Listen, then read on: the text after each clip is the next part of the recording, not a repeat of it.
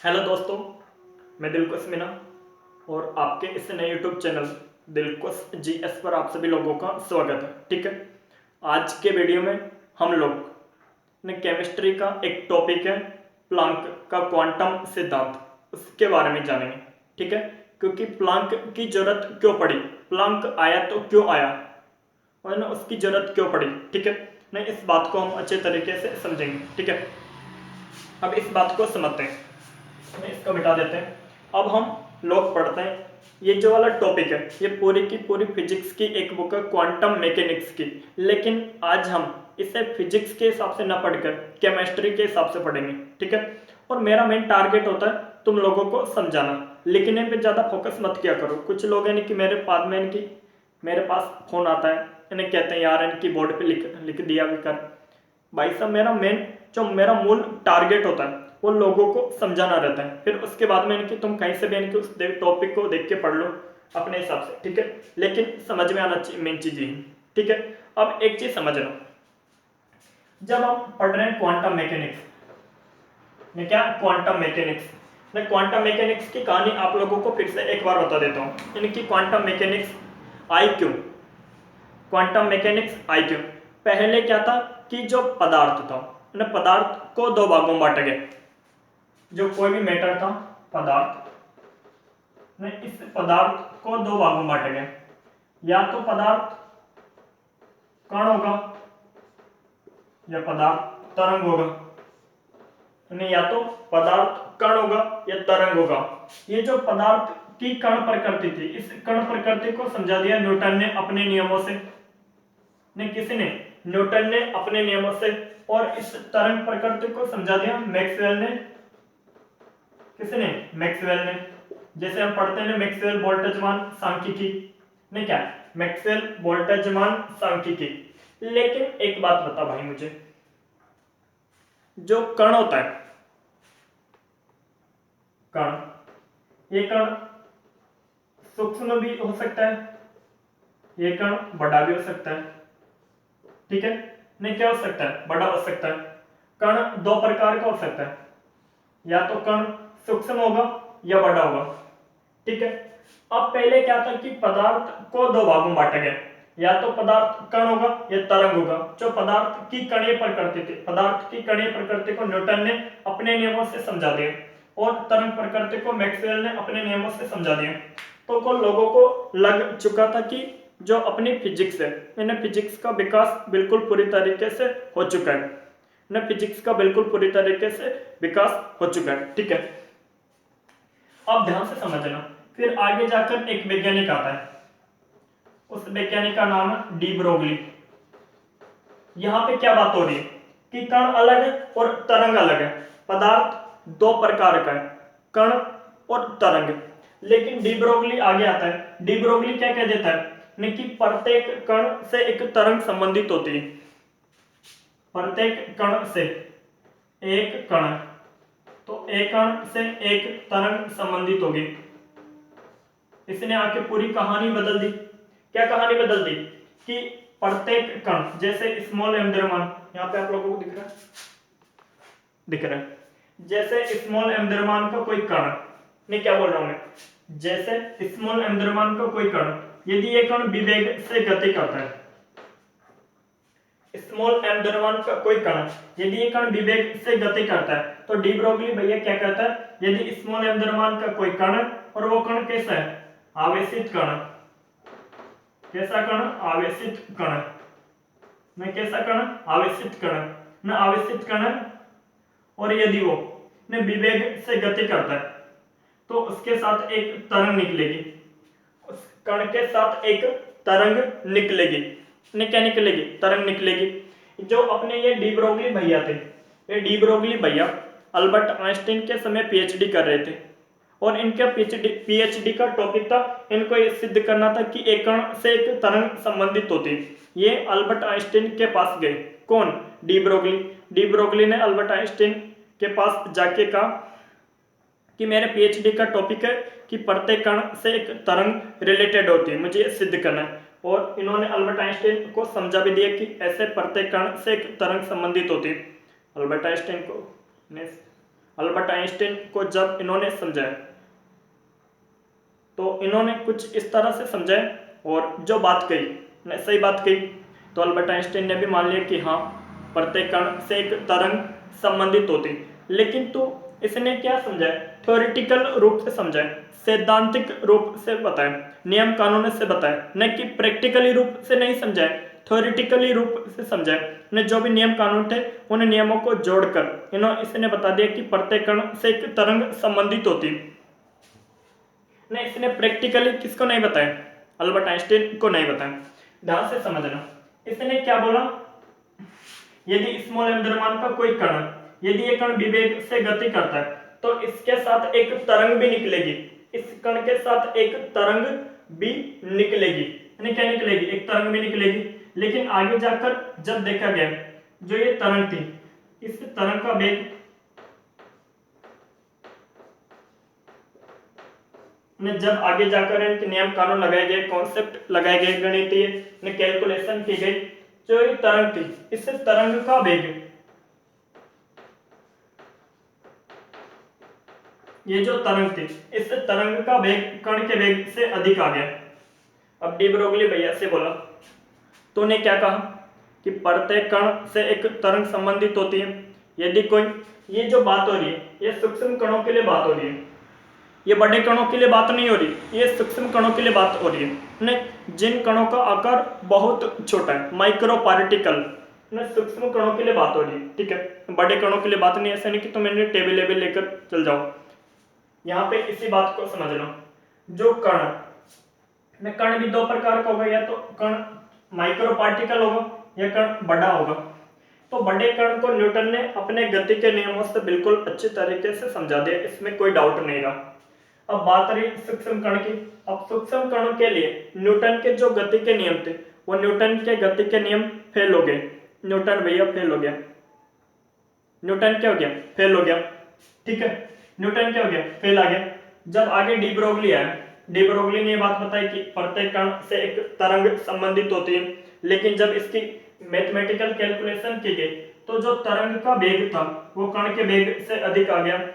तो de Broglie भैया से बोला गया कि तूने तो कहा था कि एक कण, तो एक कण के साथ तरंग में निकलेगी, तरंग में निकलेगी। अब यहाँ पे बता डी ब्रोगली भैया कि जो तरंग का वेग है ये कण के वेग से अधिक है, इसका मतलब तूने कहा कि स्मॉल एम द्रव्यमान का कोई कण है, ये विवेग से गति करेगा तो इसके साथ एक तरंग भी निकलेगी, लेकिन यहाँ पे तो तरंग का वेग कण के वेग से अधिक आ गया, ये तरंग तो आगे भाग जाएगी, ये तरंग तो आगे भाग जाएगी। तो कण और तरंग कैसे संबंधित हुए, कण के साथ तरंग कैसे संबंधित हुई।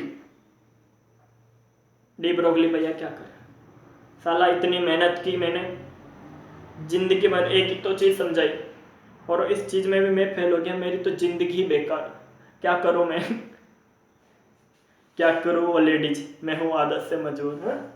ठीक है, फिर जो डी ब्रोगली की जो बात है वो कैसी हो गई, गलत साबित हो गई। फिर एक भोला भटका वैज्ञानिक आया श्रोडिंगर, श्रोडिंगर ने आकर कहा कि जो डी ब्रोगली भैया बोल रहे हैं वो बिल्कुल सही कह रहे हैं, लेकिन उन्होंने एक थोड़ी सी मिस्टेक कर दी, उन्होंने एक थोड़ी सी मिस्टेक कर दी। जैसे स्मॉल एम द्रव्यमान का कण यदि ये विवेग से गति करता है तो इसके साथ एक तरंग भी निकलेगी, ये किसने कहा, डी ब्रोगली ने। इसी बात को आकर श्रोडिंगर ने लोगों को समझाया कि डी ब्रोगली ने ये बात कही, डी ब्रोगली ने जो ये बात कही ये बात गलत है। यदि कोई स्मॉल एम द्रव्यमान का कण विवेग से गति करता है तो इसके साथ एक तरंग नहीं बल्कि तरंगों का पैकेट निकलेगा, इसके साथ एक तरंग नहीं बल्कि तरंगों का समूह निकलेगा, नहीं क्या निकलेगा, और तरंगों का समूह निकलेगा। और ये जो तरंगों का समूह है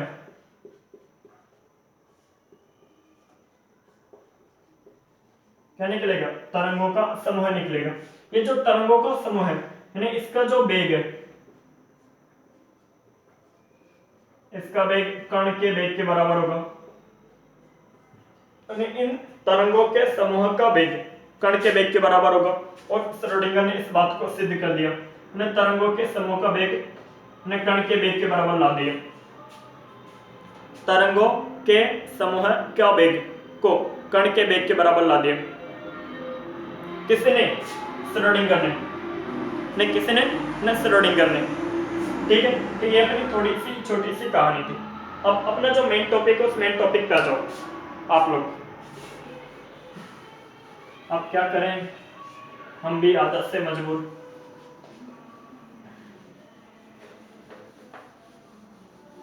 अब एक चीज समझना,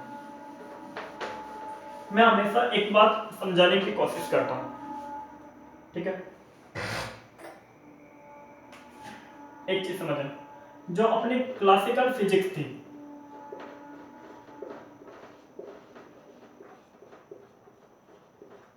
क्लासिकल फिजिक्स इन 4-5 नियमों पर फेल हुई। एक तो कर्षणिका पर, एक देहली अभिक्रिया ऊर्जा पर, एक फोटो इलेक्ट्रिक इफेक्ट प्रकाश विद्युत प्रभाव पर, ठीक है, एक युग्म उत्पादन पर,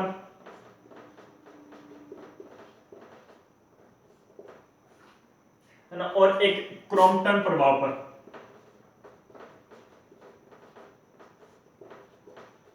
ये जो 5 एक्सपेरिमेंट है, इन पांचों के पांचों एक्सपेरिमेंटों में सूक्ष्म कण यानी छोटे आकार के कण का उपयोग किया गया। माइक्रो पार्टिकल यानी कि इलेक्ट्रॉन, न्यूट्रॉन, यानी इलेक्ट्रॉन से भी छोटे आकार के कणों का उपयोग किया गया। इलेक्ट्रॉन, फोटॉन, इन कणों का उपयोग किया गया। किनमें? इन चारों पांचों एक्सपेरिमेंटों में। किनमें? इन चारों पांचों एक्सपेरिमेंटों में सूक्ष्म कणों का उपयोग किया गया। मैंने क्या बताया? कण दो प्रकार के, या तो कण होगा सूक्ष्म या कण होगा बड़ा।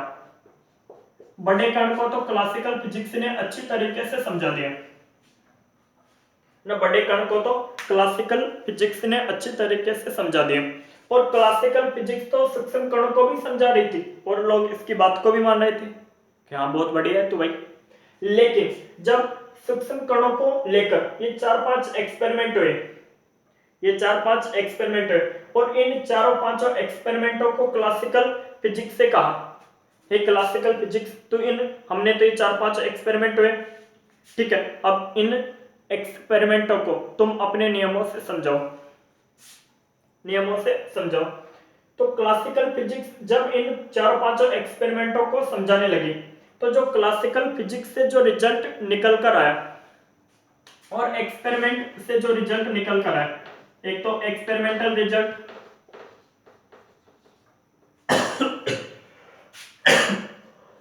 यानी क्लासिकल फिजिक्स से जो रिजल्ट निकल कर आया, दोनों रिजल्ट कैसे नहीं थे? बराबर नहीं थे।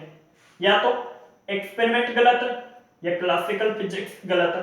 अब एक बात बता, कोई भी चीज है, उस चीज का एक्सपेरिमेंट किया गया, प्रयोग किया गया, तो किसी भी चीज का एक्सपेरिमेंट तो गलत हो नहीं सकता। किसी भी चीज का एक्सपेरिमेंट तो गलत हो नहीं सकता। इसका मतलब कहीं ना कहीं ये गलत है ना, क्लासिकल फिजिक्स गलत है। तो क्लासिकल फिजिक्स इन 4-5 नियमों को समझाने में असफल हो गई। और क्लासिकल फिजिक्स के दो वैज्ञानिक, एक तो अपने वीन भैया और एक रेले जीन्स भैया, ये जो अपना कर्षणिका ऊर्जा वितरण वक्र है, कर्षणिका को समझाने के लिए क्लासिकल फिजिक्स ने अपने दो लौंडों को भेजा, दो वैज्ञानिकों को भेजा, एक तो बीन को, एक रेले जीन्स को। बीन ने निम्न तरंग दैर्ध्य के लिए कर्षणिका ऊर्जा वितरण वक्र को समझा दिया। लेकिन जब इससे कहा गया कि उच्च तरंग दैर्ध्य के लिए समझा, तो ये भैया फेल हो गया। क्या हो गया? फेल हो गया। रेले जीन्स आया, रेले जीन्स ने उच्च तरंग दैर्ध्य के लिए कर्षणिका ऊर्जा वितरण वक्र को समझा दिया। इससे कहा कि निम्न तरंग दैर्ध्य के लिए समझा, तो ये भी फेल हो गया। तो इस तरीके से क्लासिकल फिजिक्स कर्षणिका ऊर्जा वितरण वक्र को समझाने में असफल हो गई। जब एक क्लासिकल फिजिक्स असफल हो गई, तब एक वैज्ञानिक था प्लांक नाम का, जिसका पूरा नाम है मैक्स प्लांक। मैक्स प्लांक टुकुर टुकुर देख रहा था कि एक बार इनको फेल हो जाने दो, फिर अपन चलेंगे बाद में। 1 मिनट देख लेते हैं सही चला नहीं चला।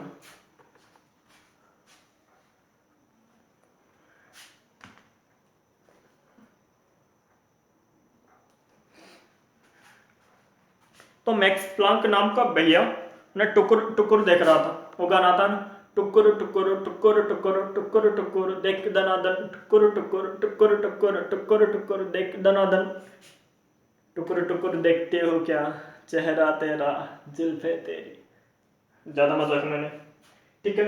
आप ध्यान से समझें, ये क्या है, ई लेमड़ा। ई लेमड़ा का मतलब है स्पेक्ट्रम उत्सर्जन क्षमता। यहां पे लिखो स्पेक्ट्रम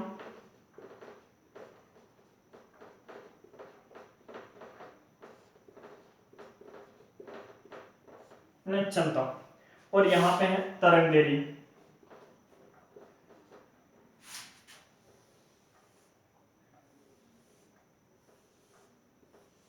देख तो रहा ना, इस तरह से अपना थोड़ा हल्का ही दिख रहा है यार, बढ़िया नहीं दिख रहा। पेन में भी मेरे अब थोड़ा सही खत्म होगी लगभग लगभग, ठीक है। ये इस तरीके से कर्षणिका ऊर्जा वितरण वक्र, ये T1 ताप पर कर्षणिका ऊर्जा वितरण वक्र, ये T2 ताप पर कर्षणिका ऊर्जा वितरण वक्र, और ये T3 ताप पर कर्षणिका ऊर्जा वितरण वक्र, ये T4 ताप पर कर्षणिका ऊर्जा वितरण वक्र। ये λ1 तरंग दैर्ध्य है, ये λ2 तरंग दैर्ध्य है, ये λ3 तरंग दैर्ध्य है, और ये λ4 तरंग दैर्ध्य है। ये जो T1 ताप है ये T2 ताप से अधिक है, और T2 ताप T3 ताप से अधिक है, और ये T4 ताप से अधिक है। λ4 तरंग दैर्ध्य का मान λ3 से अधिक है, λ2 से अधिक है, और λ1 से अधिक है। ये तो ग्राफ है नॉर्मली, इसमें कोई खास चीज नहीं है। जो मेन टॉपिक है अब समझाता हूँ आप लोगों को, ने कैसे समझाया गया इसको, ठीक है। कोई एक धातु है, जैसे ये कर्षणिका ऊर्जा वितरण वक्र आया कैसे, जैसे मान लें ये कोई धातु है, धातु ऐसे मान लेते हैं ये कोई धातु है, नहीं क्या है धातु। अब ये कोई क्या है धातु, अब धातु के जो अंदर का पृष्ठ है, ये जो धातु है इस धातु के जो अंदर का पृष्ठ है, इस अंदर के पृष्ठ को मैंने काले रंग से पोत दिया। ने क्या किया, काले रंग से पोत दिया। ये जो अपना अंदर का पृष्ठ, ये अंदर का पृष्ठ, ये वाला जिसे आंतरिक पृष्ठ, आंतरिक पृष्ठ को मैंने क्या किया, काले रंग से पोत दिया। और यहाँ पे एक छेद है, ये क्या है, ये छेद है, मैंने क्या है छेद है। अब काले रंग से पोत दिया। अब मैं क्या किया, इस धातु को मैं किसी चूल्हे के ऊपर लेके चला गया, धातु को चूल्हे के ऊपर लेकर चला गया, ठीक है। अब नीचे से मैंने इसको क्या दी, ऊष्मा दी, धातु को नीचे से क्या दी, यहां से मिटा दो। ये कोई धातु है, सपोज मैं इसको ऐसे नहीं कि ये लकड़ियां हैं, मैंने क्या दी, इस धातु को ऊष्मा दी, धातु को क्या दी, हीट दी, ऊष्मा दी, ने क्या दी, ऊष्मा दी। अब धातु की क्या खास बात होती है, धातु की प्रकृति क्षारीय होती है, धातु में मुक्त इलेक्ट्रॉन होते हैं, यानी क्या होता है, मुक्त इलेक्ट्रॉन होते हैं। यहां पे लिख दो, धातु में क्या होते हैं, मुक्त इलेक्ट्रॉन, क्या होते हैं, मुक्त इलेक्ट्रॉन, धातु में क्या होता है, मुक्त इलेक्ट्रॉन। अब ये धातु है, धातु में क्या है, मुक्त इलेक्ट्रॉन। जैसे ये कमरा है, ये कमरा है, ठीक है। अब क्या है, ये कमरा है, ने क्या है कमरा। अब ये जो कमरे की नीचे की, ये नीचे की सतह है, ये नीचे की सतह कैसी होगी, गर्म होगी, जैसे धातु है तो धातु के जो बाहर का पृष्ठ है, ये जो सतह है, ये वाली सतह कैसी होगी, गर्म हो गई, गर्म नहीं होगी, क्या होगी गर्म, नीचे से ऊष्मा मिल रही है। अब ये गर्म हो गई, जैसे अपन इनकी किसी कमरे में खड़े और नीचे की सतह को कैसे कर दिया जाए, गर्म कर दिया जाए, तो गर्म होगी। तो हम अपन ऐसे खड़े हैं, मैंने ऐसे खड़े, तो हम इनके ऐसे होंगे, गर्म होगी नीचे की सतह, ऐसे उछल उछल के पड़ेंगे, ऐसे उछल उछल के पड़ेंगे, ऐसे उछल उछल के पड़ेंगे, पड़ेंगे नहीं पड़ेंगे। तो ऐसा ही कहानी इसमें होती है। जो ये धातु होती है, धातु में क्या होते हैं, मुक्त इलेक्ट्रॉन। जैसे यहाँ पे मुक्त इलेक्ट्रॉन है, यहाँ पे मुक्त इलेक्ट्रॉन है, यहाँ पे मुक्त इलेक्ट्रॉन है, यहाँ पे मुक्त इलेक्ट्रॉन है। अब ये जो मुक्त इलेक्ट्रॉन है, ये जैसे मुक्त इलेक्ट्रॉन, ये मुक्त इलेक्ट्रॉन कभी तो यूं आएगा न कभी यूं जाएगा, न कभी यूं आएगा कभी यूं जाएगा। इसको अपन साम्य अवस्था मान लें, ने क्या मान लें, साम्य अवस्था। ने तो कभी ये इधर आ रहा, कभी इधर जा रहा, तो ये दोलक की भांति व्यवहार कर रहा है या नहीं कर रहा। ये जो मुक्त इलेक्ट्रॉन है, ये मुक्त इलेक्ट्रॉन दोलक की भांति व्यवहार कर रहा है नहीं कर रहा, बिल्कुल कर रहा है। तो इस मुक्त इलेक्ट्रॉन को प्लांक ने क्या नाम दिया, प्लांक का दोलक। प्लांक नामक वैज्ञानिक ने इसे क्या नाम दिया, प्लांक का दोलक। क्या नाम दिया, प्लांक का दोलक। अब एक चीज समझना, एक कॉन्सेप्ट आप लोगों ने समझ लिया, इसका मतलब आपने एक बहुत खतरनाक वाली चीज समझ ली। क्या, देख, आवेशित कण, यदि कोई कण आवेशित है, जैसे इलेक्ट्रॉन माइनस एक चार्ज, प्रोटॉन होता है प्लस एक चार्ज होता है, न्यूट्रॉन उदासीन होता है, इसकी तो बात ही मत करो। यदि कोई कण आवेशित है, ध्यान से समझना, यहां पे लिख रहा हूं मैं, कहां लिख रहा हूं, यहां पे लिख देता हूं। यदि कोई कण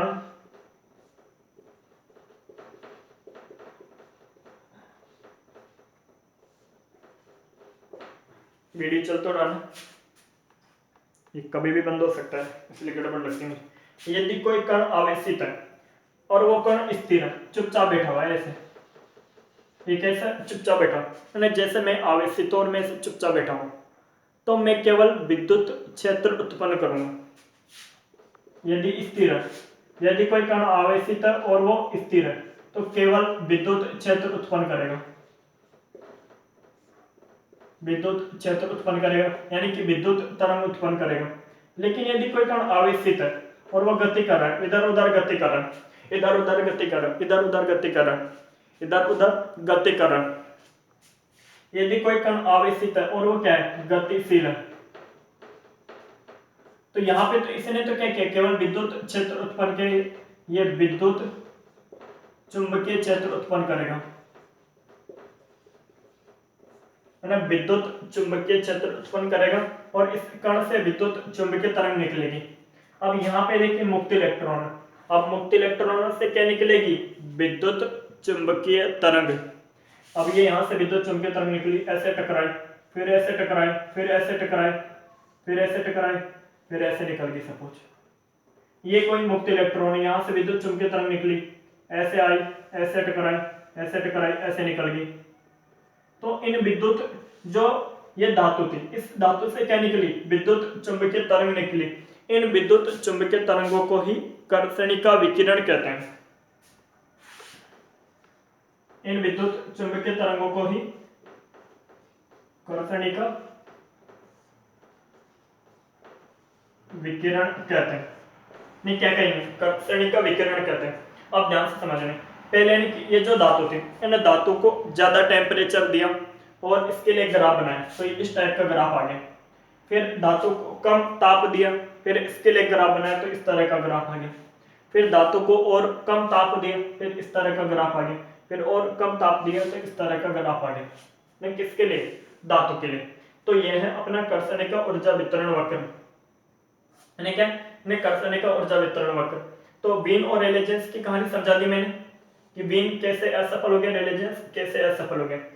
प्लांक ने क्या बताया, प्लांक चुपचाप देख रहा था ना, प्लांक ने बताया कि ऊर्जा एक विविक्त राशि है। नहीं समझे, कुछ समझ में नहीं आता, यानी ऊर्जा का मान क्वांटी करत होता है, विविक्त राशि, क्या समझ में आता, कुछ समझ में नहीं आता।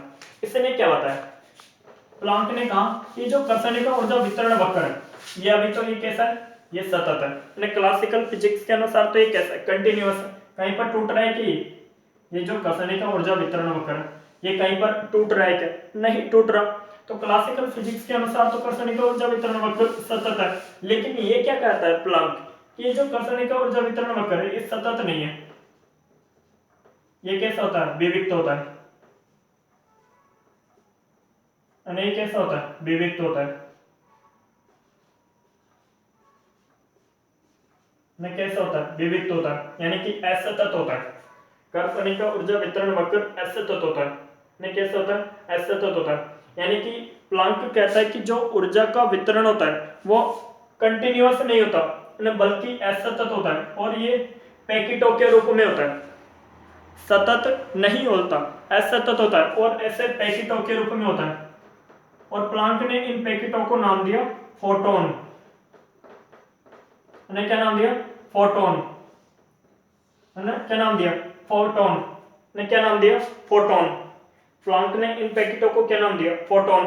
ने जैसे समझना, आवेश के न्यूनतम मान को, जैसे क्यू का सूत्र होता है एन ई, ध्यान से समझना। आवेश का जो सूत्र होता है क्यू बराबर एन ई। एन क्या होता है? एन संख्या होता है, इलेक्ट्रॉनों की संख्या। क्यू बराबर एन ई, यानी क्यू क्या होता है? आवेश। एन क्या होता है? इलेक्ट्रॉनों की संख्या। ये क्या है? इलेक्ट्रॉन पर आवेश है या नहीं है? अब एक चीज समझना, समझ, जो आवेश का न्यूनतम मान, आवेश का जो न्यूनतम मान है वो मान है 1.6 गुणा 10 की घात -19 कूलम। आवेश का सबसे कम मान है 1.6 गुणा 10 की घात -19 कूलम। इस आवेश का सबसे कम, जैसे आवेश का सूत्र होता है क्यू बराबर एन ई, ठीक है, एन ई। अब मैं एन बराबर 1 के लिए बात करूं तो क्यू बराबर क्या जाएगा? इलेक्ट्रॉन, यानी इलेक्ट्रॉन। इलेक्ट्रॉन का मतलब क्या? 1.6 गुणा 10 की घात -19। 1.6 गुणा, इलेक्ट्रॉन पे आवेश कितना होता है? 1.6 गुणा 10 की घात -19, यानी क्या होता है? 1.6। तो आवेश का न्यूनतम मान होता है ये, यानी इसे क्या कहा गया? इलेक्ट्रॉन कहा गया। कुल मिलाकर बातें हैं, जैसे आवेश के न्यूनतम मान को हम इलेक्ट्रॉन कहते हैं, वैसे ही ऊर्जा के न्यूनतम मान को हम क्या कहेंगे? बताओ। फोटोन। जैसे आवेश के न्यूनतम मान को हम इलेक्ट्रॉन कहते हैं, वैसे ही ऊर्जा के न्यूनतम मान को हम फोटोन कहेंगे। 11:30 बज चुकी है दोस्तों, फिर बाकी कल क्लास अब कल पढ़ेंगे, ठीक है। जब तक के लिए जय हिंद साथियों, ठीक है, नमस्ते।